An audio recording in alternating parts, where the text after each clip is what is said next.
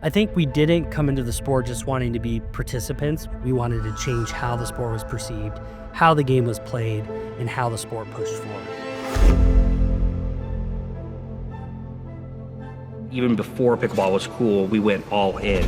We wanted to define what performance paddles were. Selkirk's taking the pickleball world by storm. It really was a family business and a family passion. I think pickleball is going to be the largest racket sport in the world. It's just a matter of when. We are Selkirk. We are pickleball. We didn't want Selkirk just to be a brand that just did the same status quo. We wanted to come in and be game changers.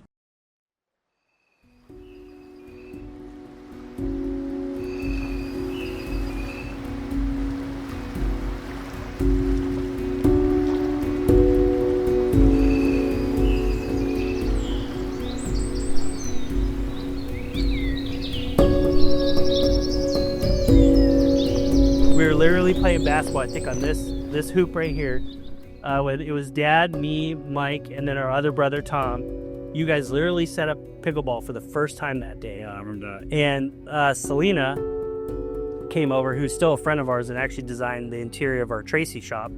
Came over, said, "You want to play with me?" And we didn't know anything. We didn't even know the rules at the time. So we just kind of made it up and we're hitting the ball. So it probably, we came back and played a number of times, maybe 2-3 weeks before somebody showed up that actually knew the rules. Right, you guys were devout pickleball players back in the day. Yeah. And by the way, they were really good kids. I never had any problems. Yeah. We spent hours here. It was a lot of good memories. Yeah.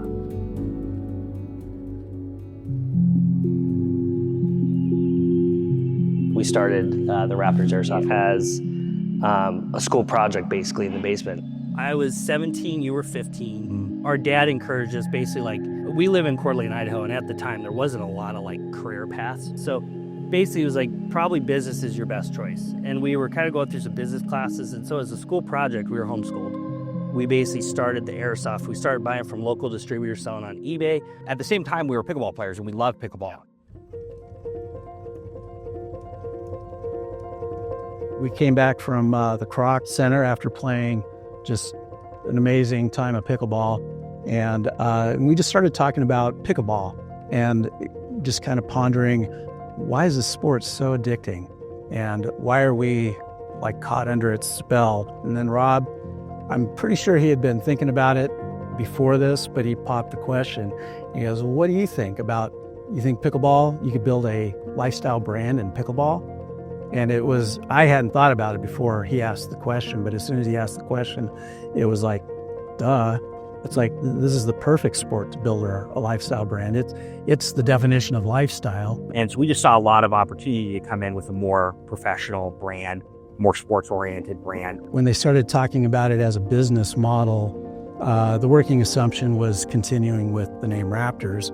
And but as we started to realize the opportunity that was at hand and the fact that it would require a complete focus, laser focus on one thing, they decided it would be best to sell the airsoft business and focus on just pickleball. So we basically just had a fork in the road at the time. It's like, we got to choose. Like, we're not. It was kind of distracting, I remember We at were the really time. enjoying pickleball. It was getting distracting for the airsoft. And we knew pickleball was going to be big. Yeah, and we just had. Well, we had a feeling that this is a good. we had a feeling. Yeah. And so we basically bet the whole farm and we sold that.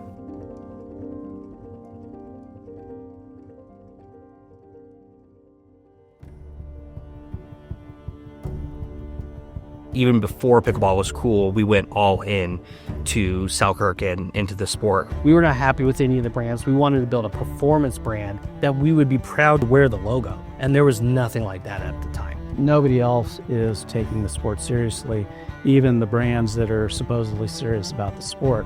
But they really had no clue on branding, design.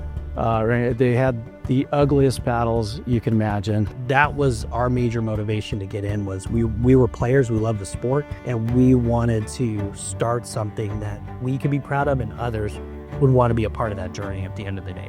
We decided we didn't want to deal with any dancing cartoon pickles or any of the silliness that was associated with pickleball. And so our first tagline was, "Are you serious?" And that was the goal at the time, was to bring more of a professionalism, seriousness to the sport. You guys started calling the players athletes, so that was the goal, was move it out of a mom and pop and into more of a serious sport where young people would be more interested. We wanted to define what performance paddles were because nobody was doing it. It was a mom and pop industry. The founding team of Selkirk was an unlikely group of suspects. So we had a teenager, a freshly married 20-year-old, a fireman, and a graphic designer.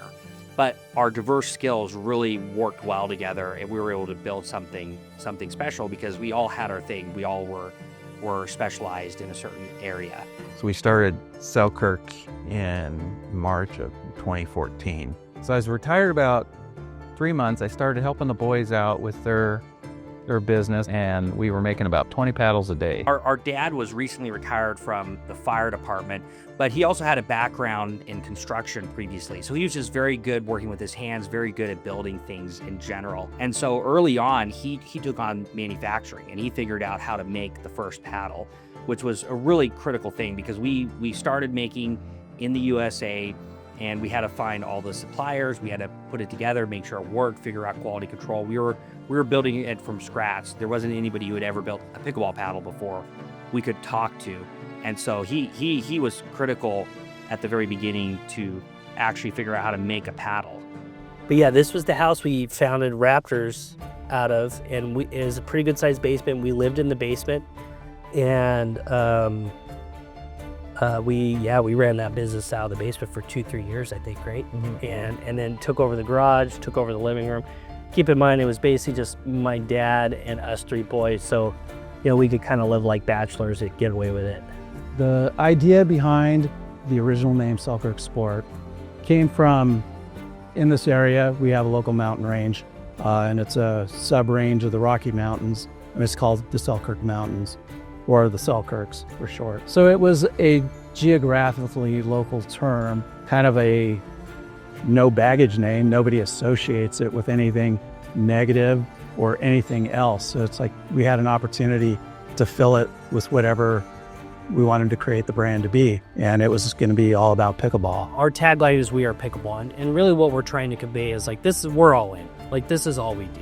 All we do is pickleball. All we'll ever do is pickleball as a brand. That was something that early on people always questioned, like, why don't you get into other sports? Especially as we had a little bit of success, we're like, hey, replicate this success with another sport. And we knew that was not the way to go. That focus is a huge advantage we have compared to brands that are involved in multiple sports. We doubled every year as far as our revenue. From the first year to the second year, we were doubling, just almost to the dollar. And even the boys, they didn't take a paycheck for years, and everything just got pumped right back into the company. It really was a family business and a family passion on their part. I think I figured between how many hours we put in and what we got paid, first 8 years of my working life, I made below minimum wage. So it was definitely an early on investment. But that was also part of the success of Selkirk, was always putting our money back into the business.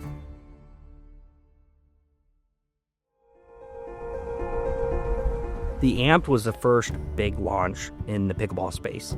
Up to that point, people would release a new product, they put it on their website, they'd maybe let some people know, and some people bought it. No, that was the first time anybody actually tried to build hype for a launch. So the Amped was one of the innovations that was a huge deal, and we were practicing with the product, and we're like, wow, this is special. No, there's nothing else out there like this. This is gonna be such a huge deal. The Amped technology is the best court technology available. I mean, I feel taller. I feel better looking. I'm looking for a paddle that looks good, feels good, and sounds good. I definitely think there is a larger sweet spot. It's got a huge amount of control. The ball really stays on the paddle for a long time. At the time, paddles were very niche, like some were control, some were power. The Amped was the first one that really had a mix of power and control and insanely large sweet spot, and up-leveled the sport overall. And even though that seems like mind-bogglingly simple now, that was like, to achieve those components at that time was like game-changing. And it was just so much hype built up for the space. But it panned out. Like, people actually loved the product. The hype was it wasn't overhyped. So we had videos coming in of just people like showing up to courts where they knew Advocate was, begging to try the product. And so it was just this, it was a pretty pivotal moment, how we communicated the product. It was all part of one series instead of at the time. People would just come up with a shape and that was its own like model. So this was also game changing in the sense of we set a series and then we guided you what product to buy. No one had really done that yet at the time. It was very confusing. When you actually see your paddle being used in a tournament, like, you know, they're on the podium and they have your paddle. That was our big, what we called our Big Bertha moment. You know, there's been a lot of those moments where you go, ooh, we've made it. One of the early challenges with Selkirk and pickleball in general was it was really hard to get people to take it seriously. Many people would say, oh, pickleball, it's not a sport, it's a game. And we were really pushing against that. We were trying to bring a professional brand. We're trying to act like a real professional sport and a real professional sporting goods company. And I would say the turning point for pickleball was really the USA Pickleball Nationals held at the Indian Wells Tennis Garden. That's when the media and the world started taking notice and started changing their perception about the sport. I think this is the moment that changes everything. In 20, 30 years' time, we'll look back at the Indian Wells Tennis Garden hosting the Nationals as the landmark achievement for the game and what really sends it into a run through mainstream media and propels the sport to where it can belong. That main stadium is pretty impressive. I don't think there's never been obviously a stadium erected for the purpose of pickleball, anything quite like the Stadium 1 here. When that fills up for the mixed final, the men's and ladies final, and the seniors obviously, I think that's just the media, how it sees that for the first time. Elite level athletes playing on a stage in front of thousands of people. It's going to change the opinions of so many people around not only America but around the world of exactly what pickleball is. I think it's big. After the first pickleball event at the Indian Wells Tennis Garden in 2018, that was the real inflection point for pickleball entering into the world stage.